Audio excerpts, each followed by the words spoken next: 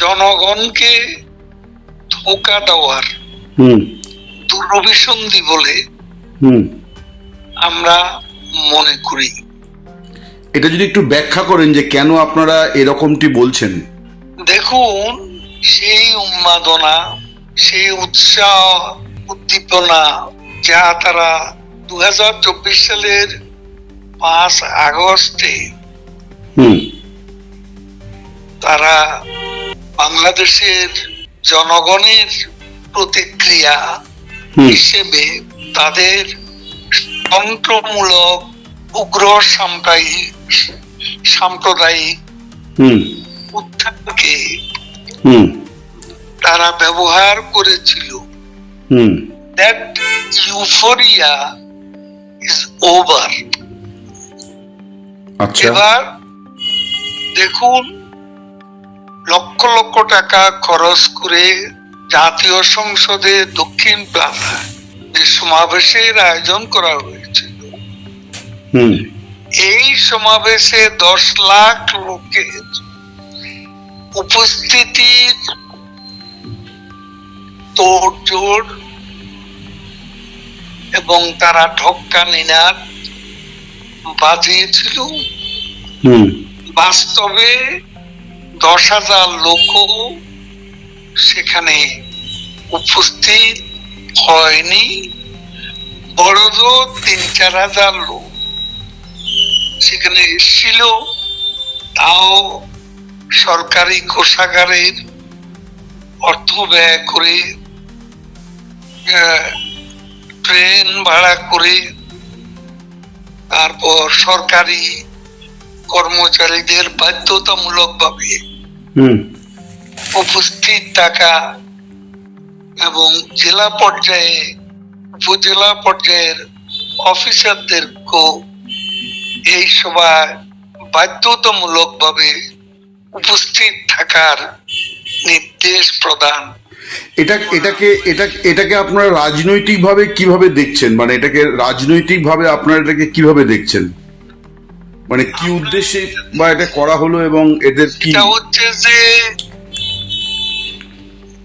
এই জুলাই অভ্যুত্থান তারা যাকে বলে,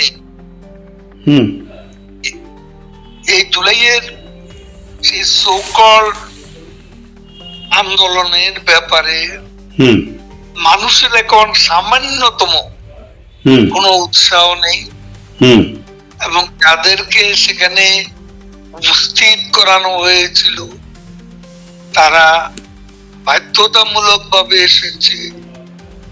অনেকে চাকরি রক্ষার স্বার্থে এসেছে, কেউ মন থেকে ইউনূসের এই জুলাই সনদের অনুষ্ঠানে। একটা জিনিস বলছি যে এটার মধ্যে মুক্তিযুদ্ধের সময়ে বলা হচ্ছে যে আওয়ামী লীগের সরকার, শেখ মুজিবের সরকার, মানে বলছে যে 72 থেকে 75 এই সময়টা, অর্থাৎ সংবিধান রচনা পর থেকে এই সময়টা অনেক রকম মানে অনাচার, একদলীয় শাসন ব্যবস্থা, এগুলির ওখানে তীব্র নিন্দা আছে। আবার শেখ হাসিনার সরকারটাকে একটি কালো অধ্যায় বলে সেখানে মূলত বর্ণনা করা হয়েছে। তো এইগুলোকে আপনারা কিভাবে জবাব দেবেন? মানে আপনাদের শাসন আমলটাকেই তো, মানে শুধু হাসিনা নন, তার পিতার শাসন আমলটাকেও তো এখানে প্রশ্নবিদ্ধ করা হয়েছে। দেখুন, বাংলাদেশের স্বাধীনতা পর্বতের মুশিক প্রসবের মতো কোনো ঘটনা নয়। কোন এক ব্যক্তির বাঁশির ফুতে অথবা কোন এক ব্যক্তি হ্যামিলনের বংশীবাদক হয়ে ডাক দিলে স্বাধীনতা আসে, এই ইতিহাসের চরমতম এটা একটা বিকৃতি। 72-এর সংবিধান, সেই সংবিধান সারা পৃথিবীতে প্রশংসিত হয়েছিল একটি আধুনিক গণতান্ত্রিক সংবিধান হিসেবে চমৎকার একটা সংবিধান, এর বর্ণনা আন্তর্জাতিকভাবে বিভিন্ন মিডিয়া, পলিটিক্যাল, কিন্তু কিন্তু এখন তো যা গতকাল একটা জিনিস বলছি, গতকাল বিভিন্ন দল, বিশেষ করে বিএনপির উপস্থিতিতে যেটা সিদ্ধান্ত হয়েছে যে পরবর্তী জাতীয় সংসদ নির্বাচনের পর যারা ক্ষমতায় আসবে তারা এই ঘোষণাপত্র মেনে সংবিধান সংশোধন করবে। তো শেখ মুজিবুর রহমানের নেতৃত্বে যে প্রথম সংবিধান বা মুক্তিযুদ্ধ চলাকালীন 10ই এপ্রিল যে স্বাধীনতার ঘোষণাপত্র, সেগুলি সবই তো বদলে যাবে। আপনারা তাহলে কি করবেন? স্বাধীনতার ঘোষণাপত্র যেটা সংবিধানে বর্ণিত আছে, তাকে ভিন্নভাবে, বিকৃতভাবে, ইতিহাসকে বিকৃত করে উপস্থাপনা, 71-এর মুক্তিযুদ্ধের চিন্তা চেতনার একেবারেই পরিপন্থী। না, আমি বলছি যে তারা তো সংবিধান বদল করবে সিদ্ধান্ত নিয়েছে, আপনারা কি করবেন সেক্ষেত্রে? সংবিধান বদল করবে এ ধরনের স্বপ্ন দেখতে পারে, কিন্তু এখানেই সব শেষ নয়। এই দিনও দিন নয়, আরো দিন কিন্তু আছে। মানে আপনি বলছেন ওরা যদি সংবিধান সংশোধনও করে, আপনারা আবার ক্ষমতায় ফিরে আপনারা আবার সংবিধানকে আগের জায়গায় পৌঁছে দেবেন, এটাই আপনার কথা থেকে প্রতিভাত হচ্ছে বলে আমি বুঝতে পারছি।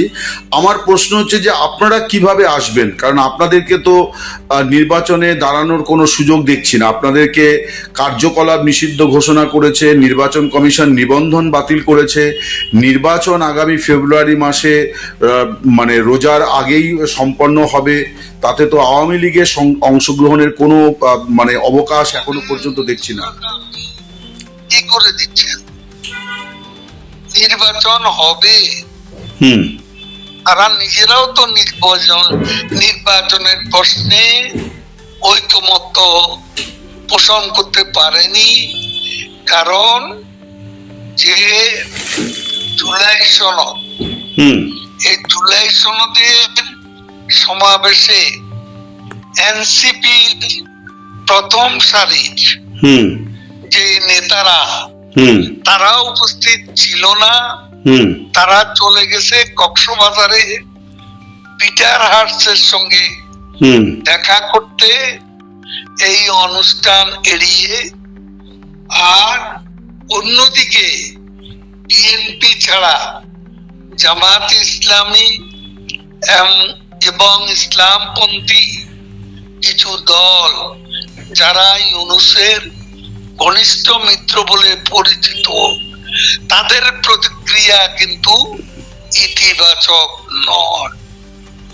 এই অবস্থায় নির্বাচন নিয়েও সন্দেহ রয়েছে।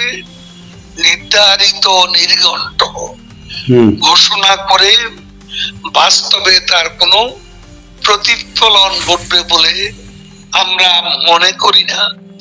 আর বাংলাদেশের 50+ জনগণ আওয়ামী লীগের সমর্থক, শেখ হাসিনার নেতৃত্বে বিশ্বাসী। তাদের বাদ দিয়ে এখানে ইনক্লুসিভ, অংশগ্রহণমূলক, নিরপেক্ষ নির্বাচন হতে পারে না। বাংলাদেশের জনগণ এই নির্বাচনকে প্রতিহত করবে।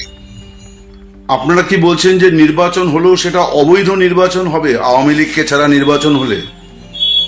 সেই নির্বাচন হবে না, হতে পারে না। মানে আপনি বলছেন যে নির্বাচনটাই নির্বাচনের নির্ঘণ্টের ব্যাপারে ইউনূস এবং তার যারা মিত্র, তারাও কিন্তু ঐকমত্য পোষণ করে না। কিন্তু আপনি যা বলছেন তাতে যেটা বোঝা যাচ্ছে, আমি যা বুঝতে পারছি, যে নির্বাচনটা হতে দেওয়া হবে না। মানে এটা কি আওয়ামী লীগ নির্বাচন হতে দেবে না? বাংলাদেশে আওয়ামী লীগকে ছাড়া নির্বাচন হবে না, এটা কি আপনাদের এজেন্ডা এখন, যে উইদাউট আওয়ামী লীগ আপনারা নির্বাচন হতে দেবেন না? অবৈধ নির্বাচনকে প্রতিহত করবে বাংলাদেশের জনগণ। আচ্ছা, তাতে আওয়ামী লীগ তো তার মানে একটা বড়ভাবে তাদের ভূমিকা থাকবে বোঝাই যাচ্ছে, কিন্তু সেটা কি গণতান্ত্রিক হবে? মানে মানে কোনটা গণতান্ত্রিক আমি ঠিক বুঝতে পারছি না, আপনি যদি একটু ব্যাখ্যা করেন। নির্বাচন কি গণতান্ত্রিক? অবৈধ নির্বাচন কি গণতান্ত্রিক?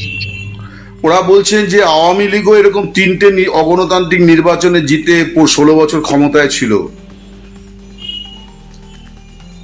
আওয়ামী লীগ কনস্টিটিউশনালি যতগুলো নির্বাচন করেছে, হুম।